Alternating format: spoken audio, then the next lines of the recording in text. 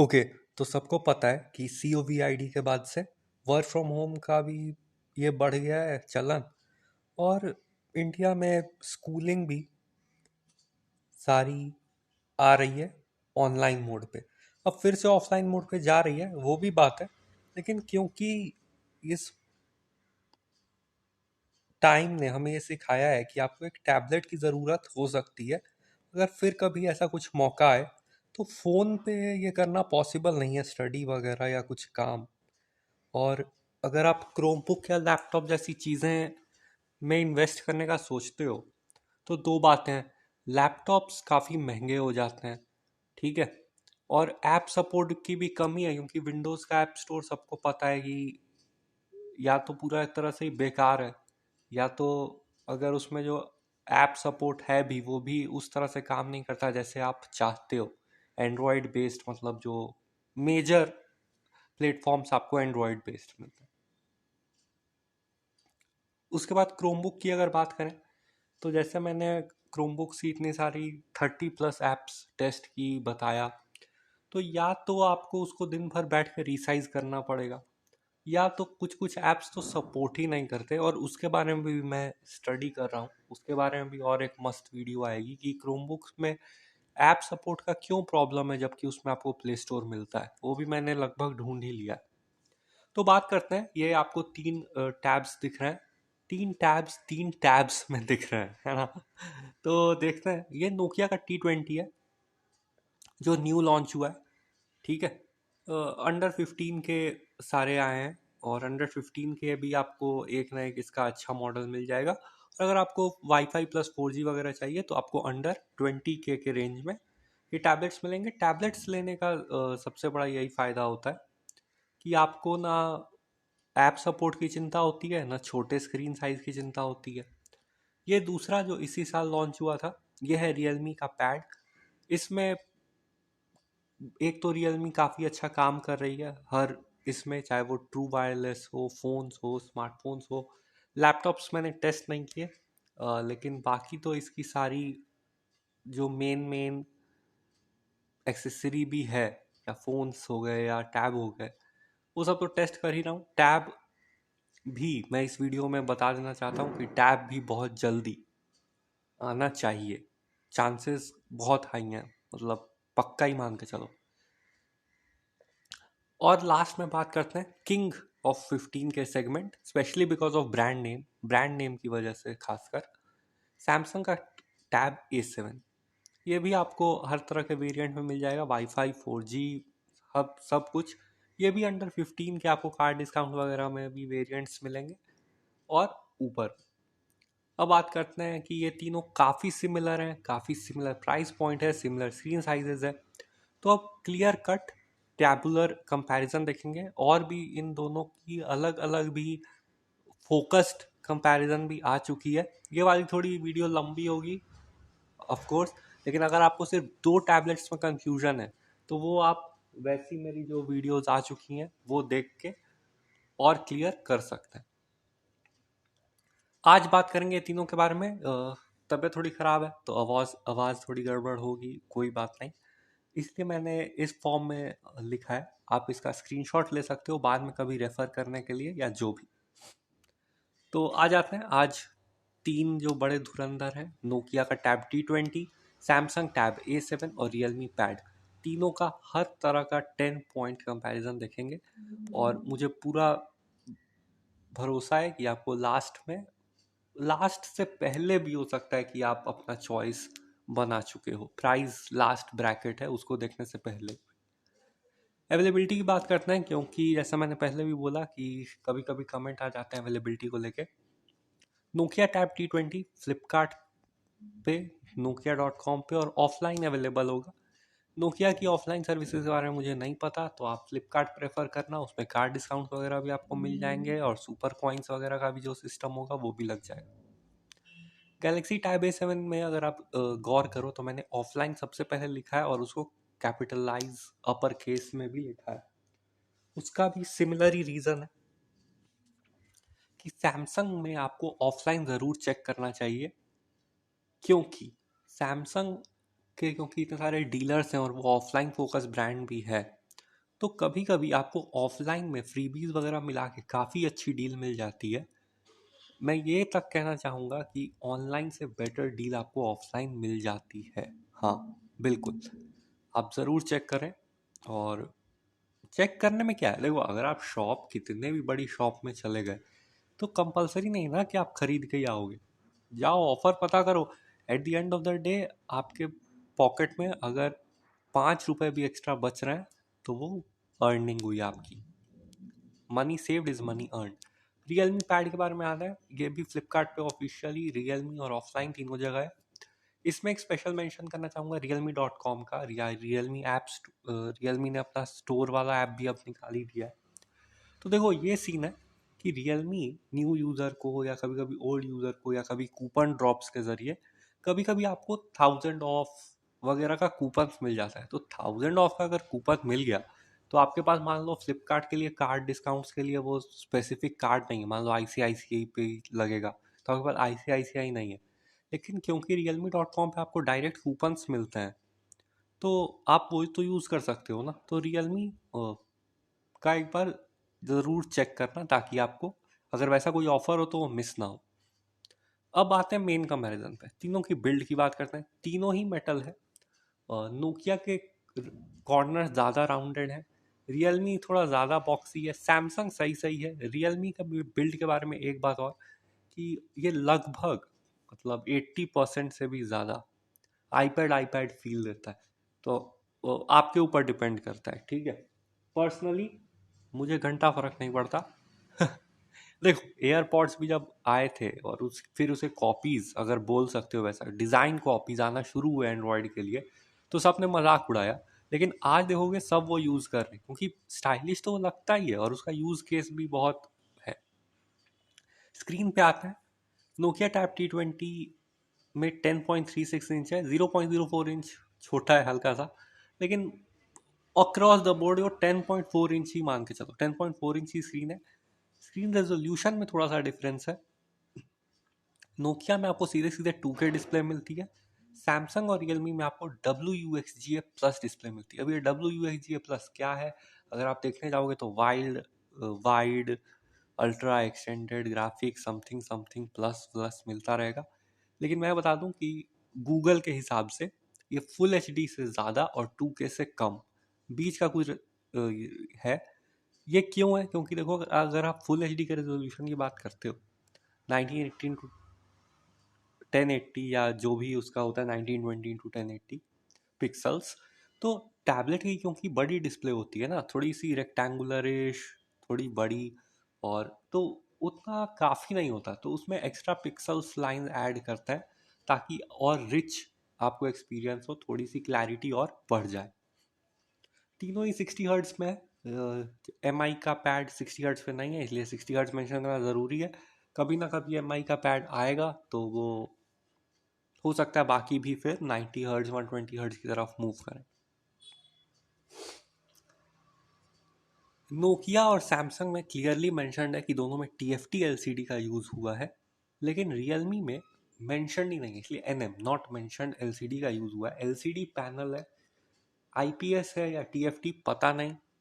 Most probably अगर price range और features सबको देखोगे तो TFT होना चाहिए, क्योंकि IPS होता तो एक बात और होती कि IPS होता तो ये लोग बढ़ा चढ़ा के उसको मार्केट भी करते कि IPS डिस्प्ले मिल रही है, IPS डिस्प्ले मिल रही है। अब नोकिया में आपको ब्लू लाइट सर्टिफाइड डिस्प्ले है, कहने का मतलब ये है कि वो ब्लू लाइट को कुछ हद तक फिल्टर करेगा ताकि आपके आई आई में कंफर्ट रहे, आई स्ट्रेन नहीं हो। वो सब भी ज़रूरी है। आप इतने टाइम तक एक गैजेट यूज़ करते हो तो आंखों पे असर पड़ता है और आंखों के असर से और भी काफ़ी सारी ऑर्गन्स कनेक्टेड है। सैमसंग में ऐसा कुछ मेंशन नहीं है, लेकिन डार्क मोड के अंडर ही, जैसे सैमसंग का जो डार्क मोड है उसी के अंडर उन्होंने कुछ कुछ एक्सप्लेन किया है कि आई को कैसे कम स्ट्रेन होगा। रियलमी इसमें थोड़ा सा स्पेशल है, उसमें दोनों ही मेंशन किया है। पहले तो आपको रीड मोड भी मिलेगा, मतलब बुक्स के रिफ्लेक्शन या कुछ वैसा कुछ करेंगे। उसके बाद आई कंफर्ट मोड भी मिलेगा, वो येलो लाइट ज़्यादा पास आउट करेगा, ब्लू लाइट ज़्यादा फिल्टर करेगा, उस टाइप का। प्रोसेसर पे आते हैं। बेसिकली टैब जो है उसका मेन फंक्शनैलिटी गेमिंग नहीं होता या रॉ पावर एक्सट्रैक्ट करने लायक कुछ नहीं होता। तो प्रोसेसर अगर आप ध्यान दोगे तो आपको ये लगेंगे entry level to mid range के फ़ोन के 12,000 के अराउंड के फ़ोन के प्रोसेसर, और फिर आप बोलोगे कि टैब के लिए 15,000 क्यों दूँ। तो देखो ऐसा है कि इसमें से एक प्रोसेसर तो 8-9 हज़ार के फ़ोन में ही मिलता है। लेकिन देखो टैबलेट से काम ही अलग होता है, उसकी जो खर्च है वो उसके बैटरी, स्क्रीन, एक्स्ट्रा स्पीकर्स, ये सब में चली जाती है। तो प्रोसेसर में वो लोग कॉस्ट कटिंग करते हैं।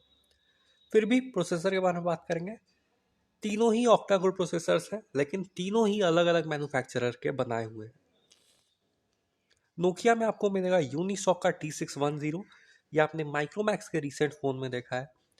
सैमसंग में आपको मिलेगा tried and tested Qualcomm Snapdragon 662, या आपने बहुत सारे फोन्स में देखा होगा। ये 10,000 12,000 के रेंज का प्रोसेसर। स्नैपड्रैगन 665 को मैं यूज किया, मैं तो वही सोच रहा था। उसके बाद आपको मिल जाएगा लास्ट में रियलमी में मीडियाटेक का हीलियो G80। ये इन तीनों में सबसे पावरफुल प्रोसेसर है, अभी नीचे और एक्सप्लेन करूंगा। लेकिन आपने अगर प्राइस रेंज नोटिस किया हो तो ये सबसे सस्ते जिस फोन में आता था उसका नाम था पोको M3, वो 10,000 का था। बाकी आने के लिए तो ये ओप्पो वीवो के 15,000 के फोन में भी आया है, जो कि पैड से भी महंगा हो जाता है। तीनों ही लगभग सिमिलर नैनोमीटर पे हैं, दो तो 12 नैनोमीटर पे ही है, नोकिया और रियलमी। सैमसंग वाला 11 नैनोमीटर पे। कुछ मेजर डिफरेंस मुझे नहीं लगता, लेकिन फिर भी बता देता हूँ कि बैटरी कहीं आपकी 5% बच जाएगी। नोकिया का Antutu स्कोर, अब देखो मैंने क्लॉक स्पीड वगैरह भी मैं यहाँ भर सकता था, जीपीयू वगैरह, लेकिन उतना थोड़ा ज़्यादा हो जाता है, इसलिए मैंने बस सोचा कि रॉ, क्योंकि Antutu एक रॉ स्कोर दे देता है आपको आइडिया लगने के लिए, इसलिए मैंने वो मेंशन कर दिया है। बाकी आप तो खुद से पढ़ ही सकते हो, है ना। नोकिया का Antutu स्कोर आपको आ जाएगा 175 के, सैमसंग का 180 के। अगर आप देखो तो ये कुछ ज़्यादा ही क्लोज है, लगभग सिमिलर ही है। लेकिन रियलमी आगे निकलता हुआ जाता है 225 के पे, लगभग 40,000 से 50,000 तक का जंप है Antutu स्कोर में। अब आते हैं बैटरी, जैसे मैंने बोला स्क्रीन और बैटरी इंपॉर्टेंट है, तो बैटरी के बारे में बात करते हैं। नोकिया काफ़ी आगे निकल जाता है, 1000 mAh से भी ज़्यादा का डिफरेंस है। 8,200 mAh की बैटरी है। बाकी रियलमी और सैमसंग दोनों में ही एकदम सिमिलर बैटरी है, 60 mAh का डिफरेंस है बस, शायद ही आप नोटिस कर पाओगे उसे। सैमसंग में आपको मिल जाएगा 7,040 mAh की बैटरी, और रियलमी में मिलेगी 7,100 mAh की बैटरी। तीनों ही टाइप सी चार्जिंग सपोर्ट करते हैं, बहुत अच्छी बात है। तीनों में ही फास्ट चार्जिंग है, नोकिया और सैमसंग में 15 वॉट तक और रियलमी में 18 वॉट तक।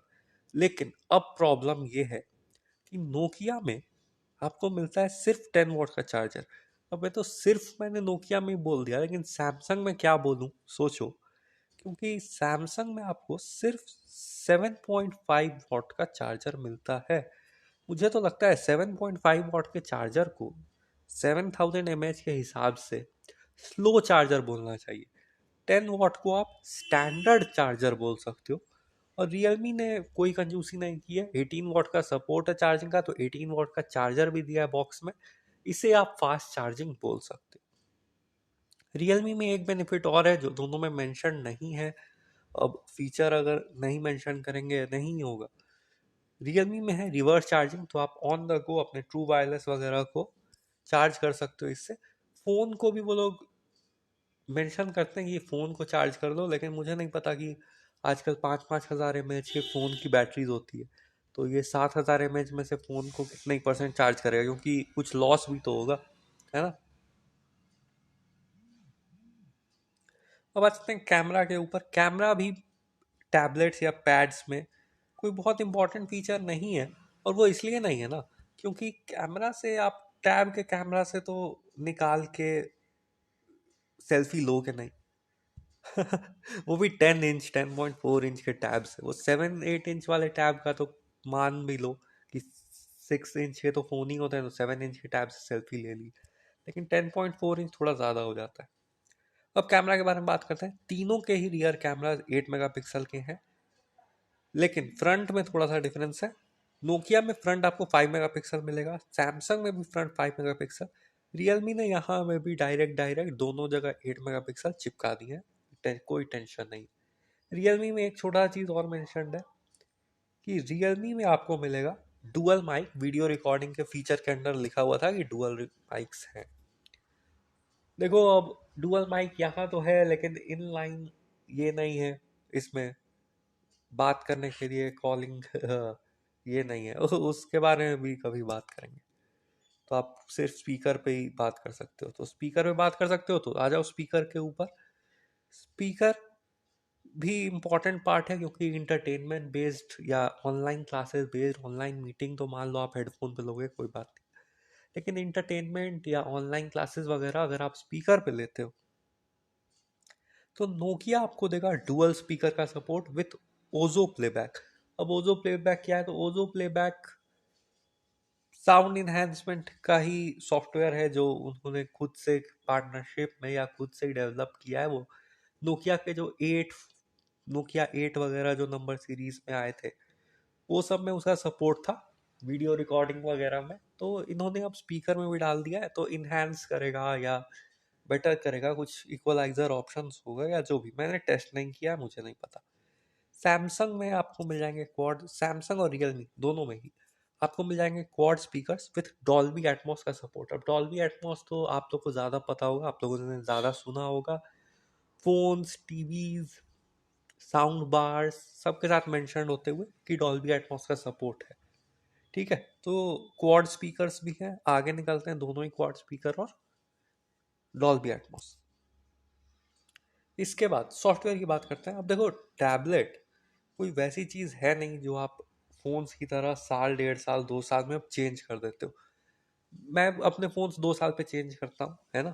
कभी कभी जल्दी भी हो सकता है, अब खासकर जल्दी हो सकता है, क्योंकि अब थोड़ी सी यूजेज वैसी हो गई है, थोड़ी हाई फाई। लेकिन टैब टैब को आप क्रोमबुक या लैपटॉप कैटेगरी में ही समझ सकते हो कि वो जब तक चल रहा है वो चलेगा, क्योंकि आपको उससे डेली बेसिस पे कोई हार्ड वर्क या वैसा कुछ नहीं लेना है। आप इंटरटेनमेंट के लिए उसको यूज कर सकते हो, बड़े लोग या छोटे लोग भी उससे नॉर्मल कैंडी क्रश वगैरह खेलने के लिए यूज कर सकते हो, तो कोई फर्क नहीं पड़ेगा। इसलिए थोड़ा लॉन्ग टर्म का जरूर सोचो सॉफ्टवेयर बेसिस पे। तीनों में ही आपको एंड्रॉइड 11 मिल जाएगा, चाहे वो नोकिया हो या सैमसंग या रियलमी। सैमसंग के साथ एक छोटी सी ये बात है कि वो उसमें आपको एज अ अपडेट मिलेगा फुल, क्योंकि वो 2020 लॉन्च है, तो वो एंड्रॉइड 11 का उससे वन UI 3.1 बेस्ड अपडेट आया है। लेकिन हो सकता है कि आप आउट ऑफ द बॉक्स निकालो तो वो एंड्रॉइड 10 वन UI 2.5 पर हो। इसमें कोई चिंता की बात नहीं है, अपडेट सबको मिला है तो आपको भी मिलेगा। अब बात करते हैं UI टाइप। देखो नोकिया में बस क्लीन मेंशन है, तो मैं मान के चल रहा हूँ कि उनके फ़ोन की तरह ही स्टॉक एंड्रॉइड का आपको एक्सपीरियंस मिल जाएगा। सैमसंग तो मैंने पहले ही बताया वन UI 3.1 बेस्ड अपडेट है। और रियलमी में रियलमी UI फॉर पैड, यहाँ पे एक चीज़ मेंशन करना ज़रूरी है कि अभी तक ये एज अ स्टॉक एंड्रॉइड की फील आती है, क्योंकि उसमें कुछ ज़्यादा मेहनत की नहीं। हो सकता है ये सोच रहा हूँ कि क्या यूज़र एक्सपीरियंस का वो पहले रीड कर लें टैबलेट मार्केट के, फिर कुछ चेंजेस लाएं, लेकिन इन्होंने नाम अपना लिया है Realme UI for pad.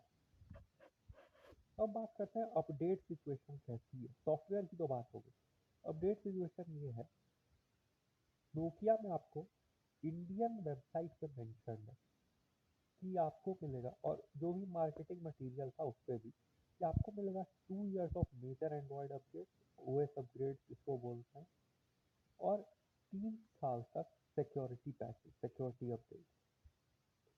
Samsung में, और यहाँ पे थोड़ा सा ध्यान देने की ज़रूरत है, सैमसंग में बोलने के लिए तो आपको मिलेगा 3 साल तक का एंड्रॉयड अपडेट, लेकिन और 4 साल की सिक्योरिटी पैचेस भी। लेकिन ये यूएस के जो इन्होंने रिलीज किया था device list, eligible device list, वो यूएस के लिए रिलीज किया।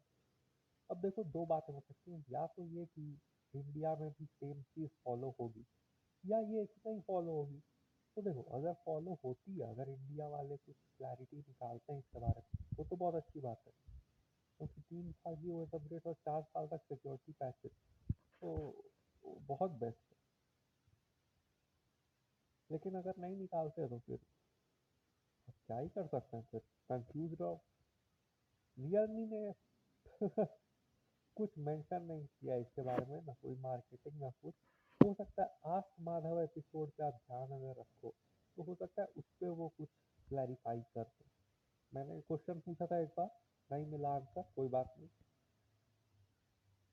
मैं भी Q&A करूंगा आज रात या कल सुबह। वेट, अब देखो वेट की बात करेंगे तो टैबलेट आप दोनों काम में यूज ही करोगे, क्योंकि 10.4 इंचेस है तो सिंगल हैंडेड यूज तो भूल ही जाओ। नोकिया 470 ग्राम पे निकल के आता है, सैमसंग 477 ग्राम, दोनों ही काफ़ी सिमिलर हैं, आप शायद ही गेस कर पाओगे क्या डिफरेंस है। रियलमी रिलेटिवली हल्का है, रिलेटिवली मैं बोल रहा हूँ, 37 ग्राम तक हल्का है, तो आपको हल्का सा पता चलेगा। लेकिन एक और बात है कि आप दोनों टैब कभी भी आमने सामने शायद ही यूज़ करोगे या शायद ही कंपेयर करोगे, वो तो रिव्यूअर का काम है। आपका काम है कि इस कंपैरिजन के बाद कोई एक टैब चुनने का। तो थिकनेस की बात करते हैं कि 7.8 mm का आपको नोकिया मिल जाएगा, वो बैटरी बड़ी है ना, 1000 mAh तक बैटरी बड़ी है, तो कोई बात नहीं। सैमसंग और रियलमी आपको पॉइंट के डिफरेंस में मिल जाएंगे, सैमसंग 7 mm मिलेगा और रियलमी आपको 6.9 mm मिलेगा। तो रियलमी ने जानबूझ के किया है, अगर आपको नहीं पता चला होता, कि उन्होंने देखा स्लिमेस्ट पैड क्या चल रहा है इंडिया में, और फिर स्लिमेस्ट नाम अपने लिए रखने के लिए उससे 1 मिलीमीटर कम कर दिया। अब एक्स्ट्रा की बात करेंगे। देखो एक्स्ट्रा की बात करना ज़रूरी है, क्योंकि टैबलेट एक यूटिलिटी डिवाइस की तरह काम आएगा, तो आपको उसके एक्स्ट्रा पता होने चाहिए। स्टार्ट करते हैं।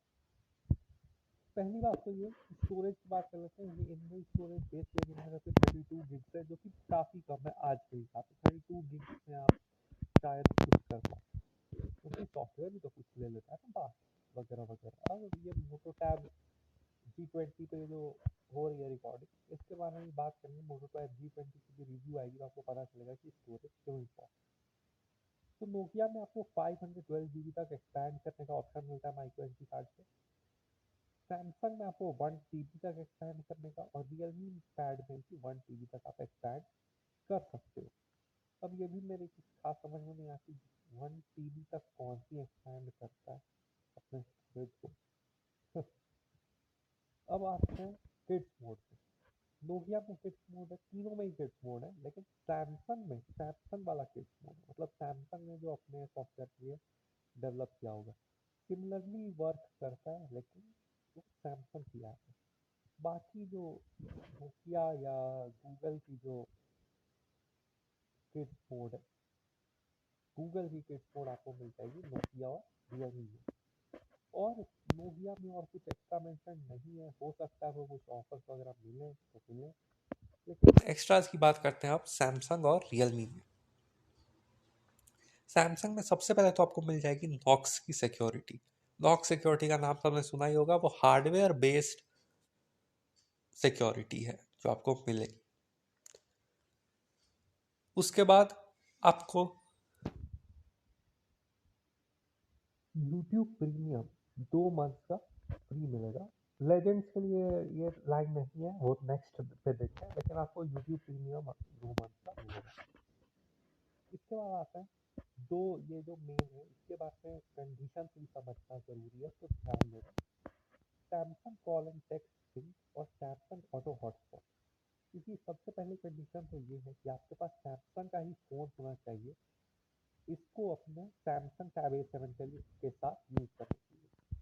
दूसरी बात ये कि वो एंड्रॉयड 10 बेस्ड होना चाहिए, मिनिमम मिनिमम, मतलब एंड्रॉयड 11 भी हो सकता है, लेकिन एंड्रॉयड 10 बेस्ड होना चाहिए मिनिमम। और मिनिमम जो आपके पास स्टोरेज है वो है 200, सॉरी वो कुछ और बोल रहा था। एंड्रॉयड 10 और वन UI 2.5 मिनिमम होना चाहिए। और एक बात और कि आपको फ़ोन को एक बार चेक भी करना है लिस्ट में। अब लिस्ट में चेक करने का क्या सीन है कि देखो, बोलने के लिए तो मिनिमम रिक्वायरमेंट है कि आपके पास सैमसंग अकाउंट होना चाहिए और सैमसंग अकाउंट फ़ोन टैब में लिंक होना चाहिए। बहुत छोटे में एक्सप्लेन किया तो आपको लगेगा कि ये तो सैमसंग के M01 M02 के साथ भी काम करना चाहिए, तो उसमें भी सैमसंग का अकाउंट लॉगिन करने का ऑप्शन होता है। और आप वो तो वन UI 2.5 और एंड्रॉयड 10 भी है। लेकिन सैमसंग में इसके लिए एलिजिबल डिवाइसेस की लिस्ट भी है। उसमें मोस्ट प्रोबेबली अगर आप कोई ए सीरीज का फ़ोन लेते हो 15,000 से ऊपर का, तो मेरे हिसाब से आप सेफ रहते हो। 15,000 से नीचे के फ़ोन में शायद नहीं मिलेगा ये सपोर्ट, आपको लिस्ट चेक करनी पड़ेगी। अब ये फीचर क्या है, कैसे काम करता है, ये मैंने पहले भी वीडियो में बता दिया था, फिर भी बताता हूँ क्योंकि ये सिंगल कंपैरिजन टाइप है तो बताना ज़रूरी है। Samsung call and text sync नाम से ही क्लियर हो रहा है कि जो आपके फ़ोन पे कॉल या मैसेजेस आएंगे वो आपके टैबलेट पे भी आपको मिल जाएंगे बिना सिम रिक्वायरमेंट। मतलब अगर आपको वाईफाई वेरिएंट पे भी कॉल या टेक्स्ट मिल जाएंगे। फॉरवर्ड कॉल फॉरवर्डिंग सुना होगा, वो तो सिम बेस्ड होता है, लेकिन ये इंटरनेट बोल लो या सैमसंग बेस्ड या सैमसंग अकाउंट बेस्ड ट्रांसफ़र होगा, ये समझ के चलो। सैमसंग ऑटो हॉटस्पॉट क्या है? सैमसंग ऑटो हॉटस्पॉट ये है कि मान लो आपके घर में एक वाईफाई है या कोई पब्लिक वाईफाई या कोई भी एक ऐसा वाईफाई है जहाँ आपने टैब को कनेक्ट किया, एक वाईफाई आपको किसी जिसका भी वो वाईफाई था उसने पासवर्ड डाला, आपने एक डिवाइस को कनेक्ट किया।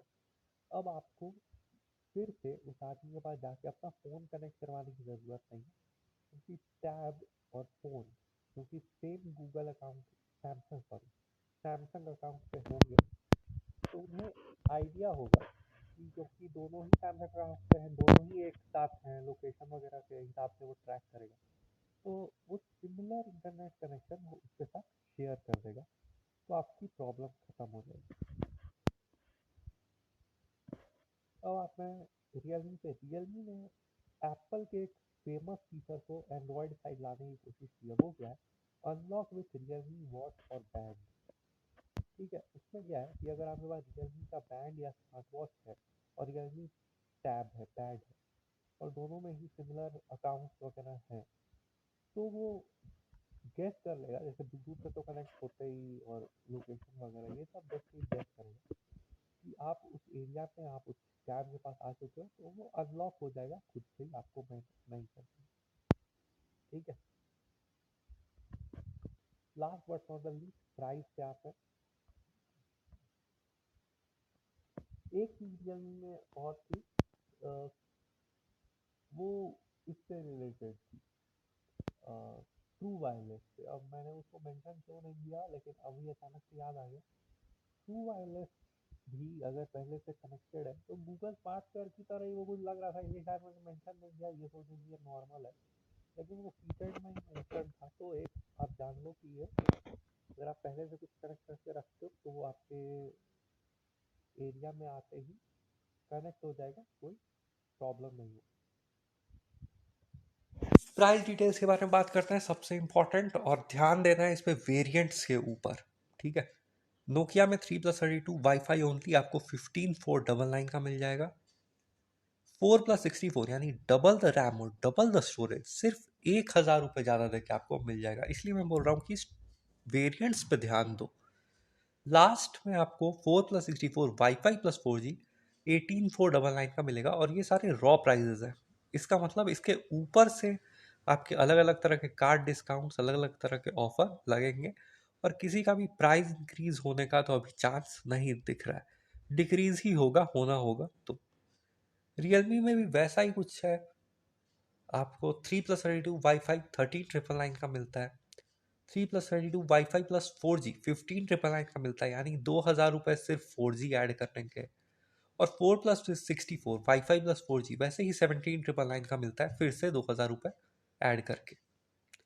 सैमसंग को मैं लास्ट में इसलिए बता रहा हूँ क्योंकि इसमें बहुत ऐसी एक अजीब चीज़ है जो कभी नहीं होनी चाहिए, किसी ब्रांड के साथ नहीं। 3+32 वाईफाई ओनली 14,999 का आपको मिलेगा। 3+64 वाईफाई ओनली 15,999, यानी 1,000 देख के स्टोरेज डबल, रैम यहाँ नहीं हो रहा है डबल, लेकिन स्टोरेज हो रही है। 3+32 वाईफाई प्लस 4G इस मतलब 19499, मतलब विश्वास नहीं हुआ। मैंने 2 बार प्राइस चेक किया ये लिखने से पहले, क्योंकि अगर आप 3+32 वाईफाई से कंपेयर करो तो ये लगभग 5000 का डिफरेंस है। मतलब आपको 4G सपोर्ट देने के लिए 5000 रुपए के लगभग आपसे ले रहे हैं, जो कि कहीं से भी लॉजिकल नहीं है।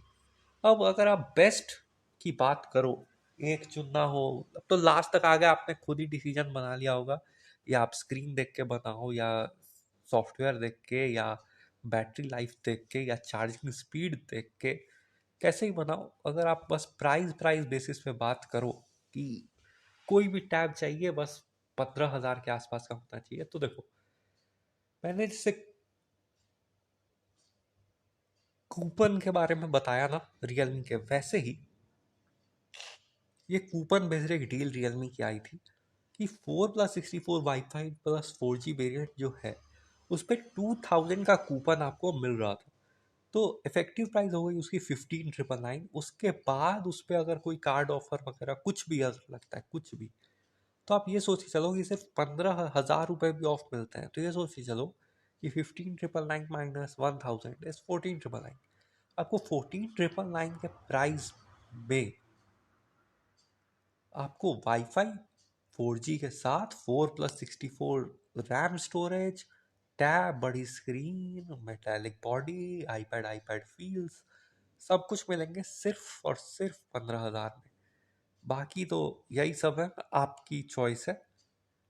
आपको पता है क्या ज़रूरत है मेन, वो कैसे हासिल करनी है। इसके अलावा मोटो का टैब है ही मेरे पास, इसकी कंपैरिजन आएगी सैमसंग के टैब A7 लाइट के साथ, और इसका तो रिव्यू भी बनता है। एक दो छोटी छोटी वीडियोस और आएंगी उसके बाद रिव्यू। चलो फिर, ये तो आप, आई होप, सीरियसली होप कि आप समझ गए हो और आप इन तीनों में से अब कोई एक टैब लेने की इजी डिसीजन ले सकते हो। ठीक है, बाय।